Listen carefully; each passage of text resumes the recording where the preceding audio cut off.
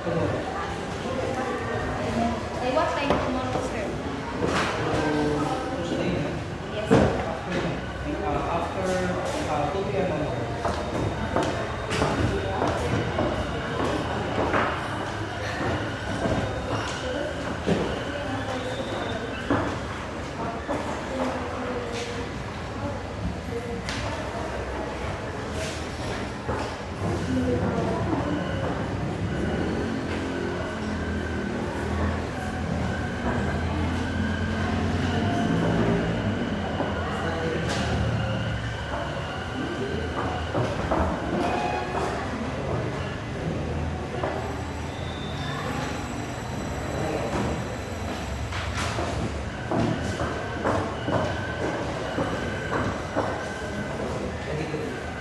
Who is not here?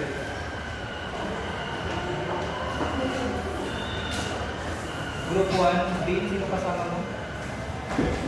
Ako yun. Okay. Group 2, dito. Group 3 sa labas. Group 4, standby. Yeah.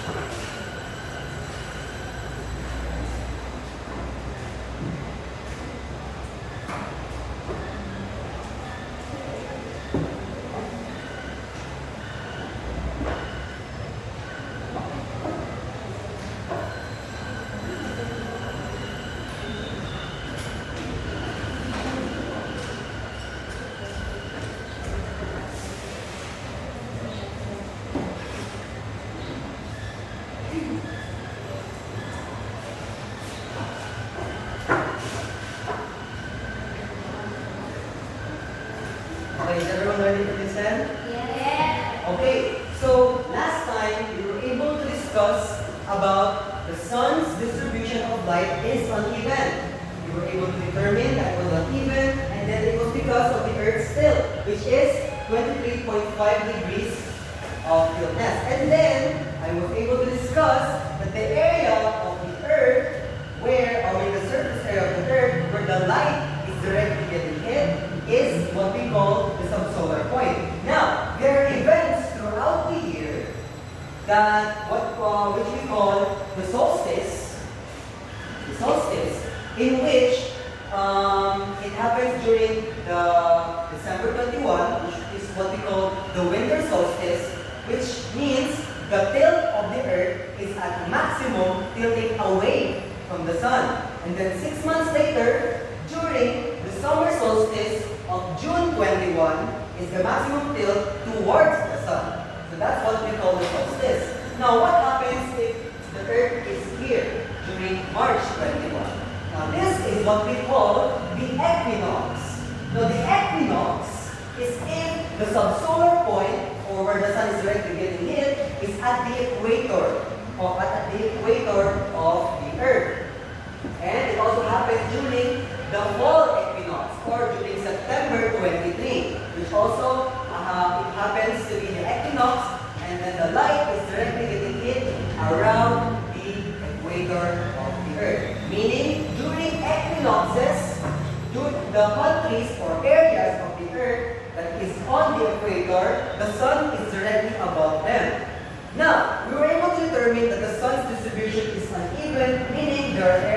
that are receiving more light, there are areas receiving lesser light, and then it's because of the Earth still. Now, how is the Earth still affecting the apparent height or the apparent position of the sun in the sky throughout the year? Does anyone have any idea?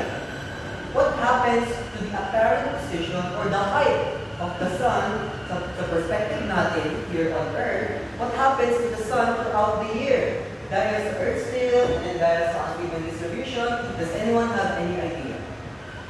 Any idea? Any idea you'd like to share? About sa naintindihan, about sa Earth still? Or dahil because sa uneven distribution of light? Any idea? None? None?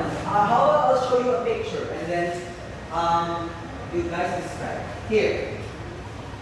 This is the apparent position of the sun throughout the year during different months of different areas of the Earth. Now, based on this, it's because of the Earth still, etc., what can you say about the sun's apparent position or the sun's height throughout the year? Ano na mapansin niyo? Yes, Annalie? The sun changes position. The sun changes position.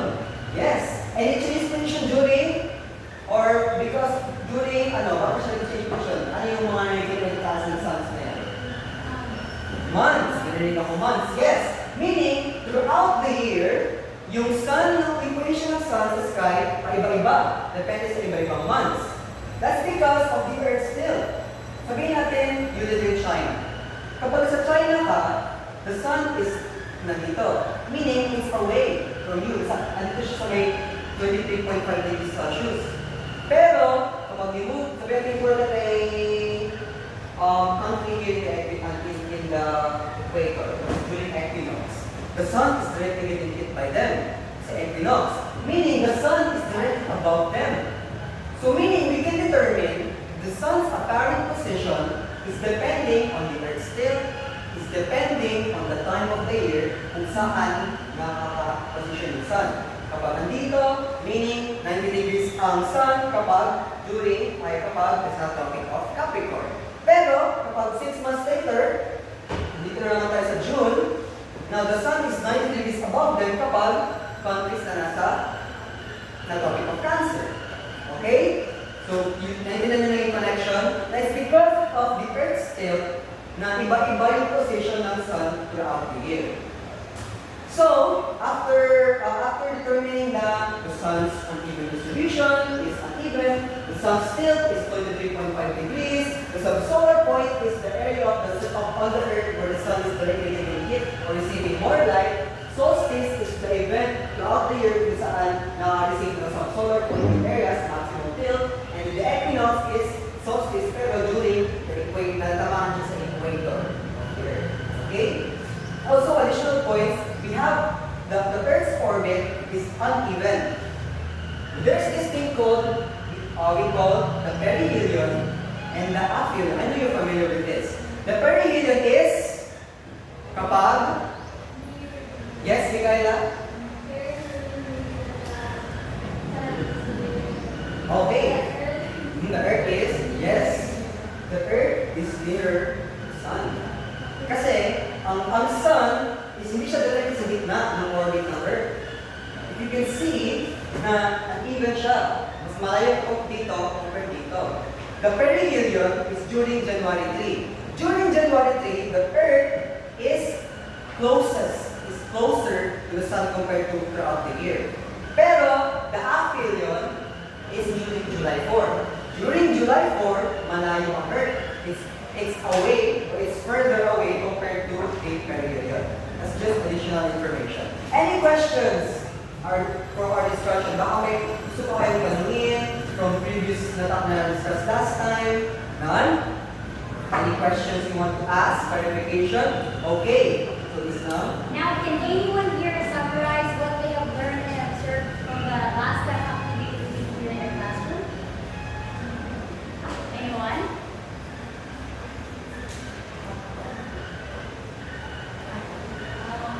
Based on what I observed, the uneven tilt of the Earth causes the uneven distribution of light. For example,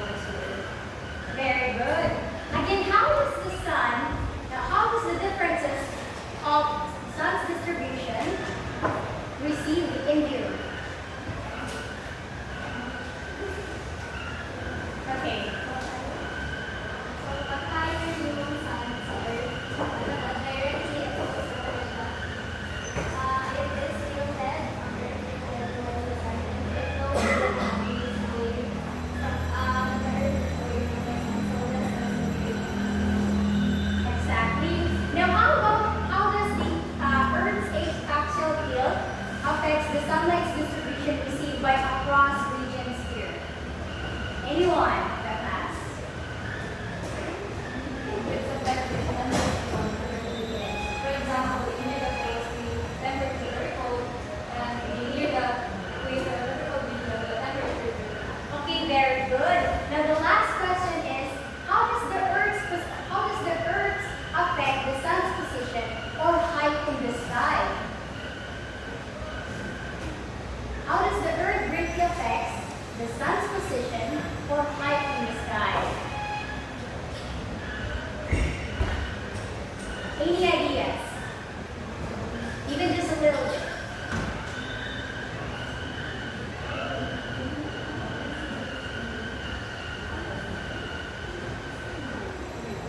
So, if I were to repeat the question, how does the Earth affect the sun's position or height in the sky?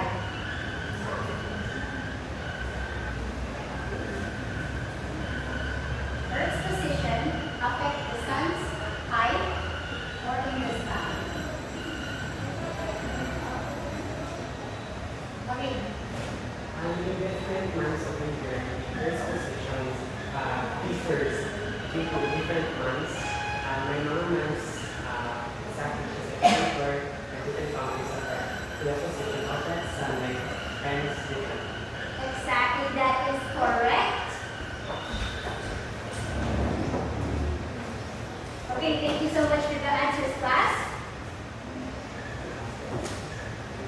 Okay, so can anyone give a generalization of the entire questions, but the three questions that was asked? Can anyone make those concepts into one idea, into one sentence, into one message? One simple idea. Yes. So I can generalize from the lesson that Earth still causes uneven distribution across its face. So this still changes the angle of intensity toward different regions, such as in near poles, the temperature is very cold, and in near equator, near the tropical region, it is very hot. And also, this sun causes it will appear higher or lower depending on the Earth's location relative to the sunlight. The months like near the equator is very near, and the May or July is very hot. Okay, very good, class. Very good. Okay, any questions before we proceed to another activity for today's class? None? Good from those ideas, with those questions, no questions, na? Okay, so now, with the same group from before, I want you, actually, there's quite an uneven distribution of members ngayon. So I would ask one member from this group to move from this group, nagiging group 1 lang kayo temporarily, kasi may mga absences na nagkakaroon pa sila. So, can I ask anyone, sino pwedeng mag-move dito? Oh, si Chloe daw. Okay, Chloe, can you move here on group 1? Thank you. So, Miss is now going to distribute materials that are going to help you and aid you to accomplishing today's activity. I will be giving the activity sheet. Group 2, here's your activity sheet. And group 1, here's your activity sheet. Okay, so now I want you guys to apply the knowledge, the information, the ideas that you were able to grasp in today's session and last day's sessions. Now, ang gagawin nyo is, based on those instructions that you have read it, gagawin nyo is you're given an illustration board, some coloring materials, and you can use your own coloring materials if meron kayo dyan. Gagawin nyo, you're going to draw a diagram, an illustration that is labeled. Labeled illustration kung saan nagpapakita yung sun, the tilt of the earth, the position of the earth throughout the years, and how sunlight is distributed sa earth throughout the different areas or throughout the times of the year. Because the earth is on orbit. I want you to apply the ideas that you've learned. You said that the sun is unevenly distributed, the tilt of the earth is this, the sunlight distribution is this and that. I want you to apply this knowledge and then draw an illustration that you convert your ideas into images, into illustration. Okay? If you have any questions, please just ask. If not, you may begin now you have 6 minutes to draw your illustration. Now, you don't need to make it very complicated. Just show that you have applied an itsura ng tail ng sun and yung naintindihan nyo based from our lessons of today.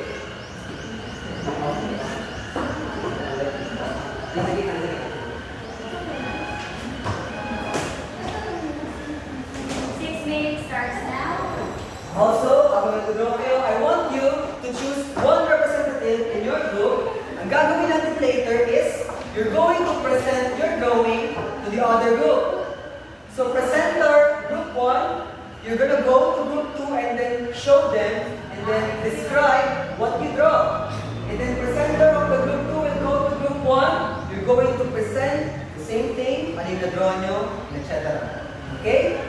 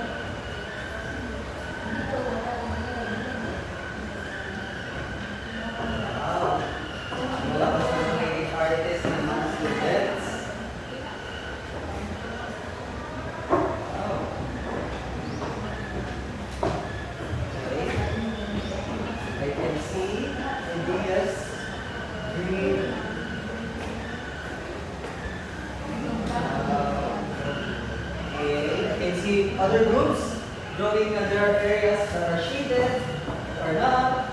But the sun is not evenly in sa gitna na. Oh, but I like that, I like that.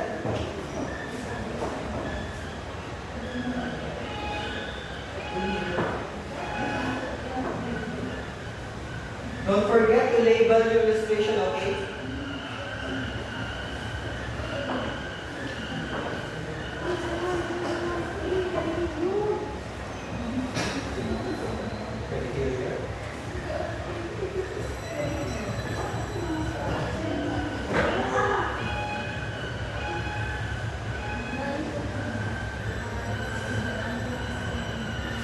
You have 4 minutes left. Again, don't make it complicated. Just simply convert your ideas into illustration. Simple illustration. You don't need to become an artist. Yes.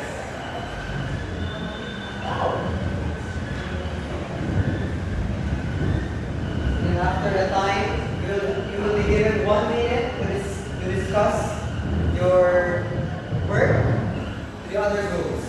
Make sure to choose a representative. Label your illustration, okay? Okay, we only have 3 minutes left.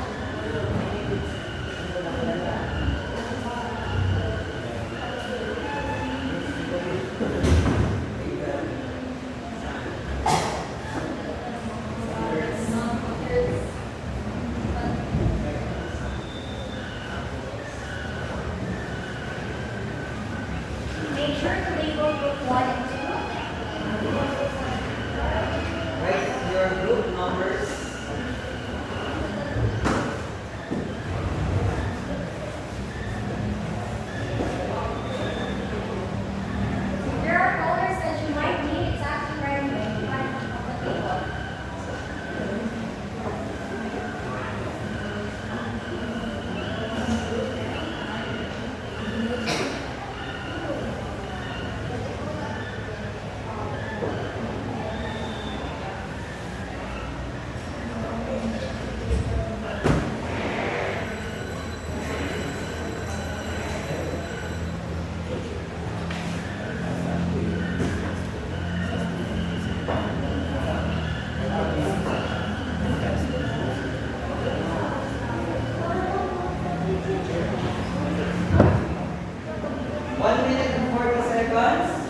Choose a representative, okay? Pili kayo kung sino ang mag-discuss ng work nyo sa other group.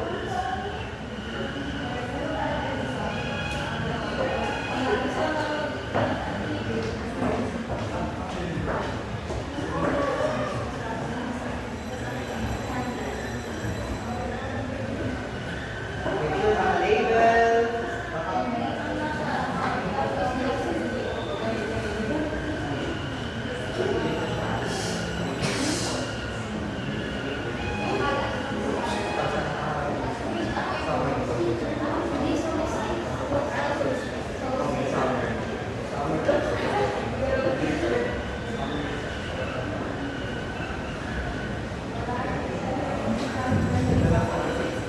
Yes.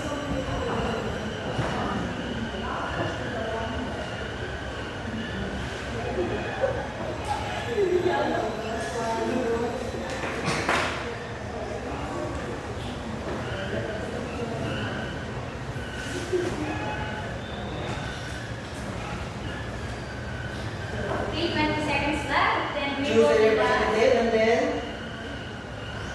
There should be someone who will represent the work that your group has done as made. 8, 7, 6, 5, 4, 3, 2, 1.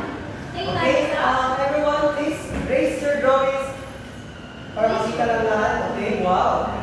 Parang kanina pa makita lang lahat. Very Wow, okay, good. good Amazing. job, amazing. Amazing, okay. With so little time, we were able to draw such magnificent drawings. Okay, so representative, please go to the respective other groups. And then, you'll take even 1 minute to simply describe what you have drawn. So briefly present the work that your group has made. Okay? 1 minute. Discuss now.